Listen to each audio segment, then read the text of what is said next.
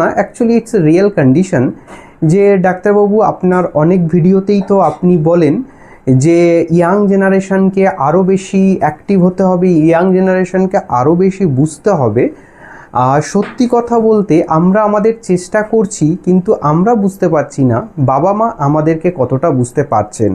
কথাটা সত্যিই ঠিক। এবং তারপরের কন্ডিশন উনি আমাকে দিলেন যে ডাক্তারবাবু আজকে ইকোনমিক্যালি আমার অবস্থা খুব ভালো নয়। আমরা হাজব্যান্ড ওয়াইফ দুজনেই জব করি এবং প্রাইভেট সেক্টরে। সেখানে আমাদের সকালে 9টার সময় বেরিয়ে যেতে হয় দুজনকে। আমাদের ছোট্ট একটা মেয়ে আছে, তাকে স্কুলে দিয়ে আমরা বেরিয়ে যাই এবং তাকে আমরা আবার 4টের সময় নিয়ে বাড়িতে ফিরি। এবং সেটা গিয়ে যে ওয়াইফ উনি বাড়িতে ফেরেন, কিন্তু যে হাজব্যান্ড উনি গিয়ে আরও লেট নাইট করেই তাকে ফিরতে হয়, কারণ ওনার চাপ অফিসে অনেক বেশি। এই কন্ডিশনে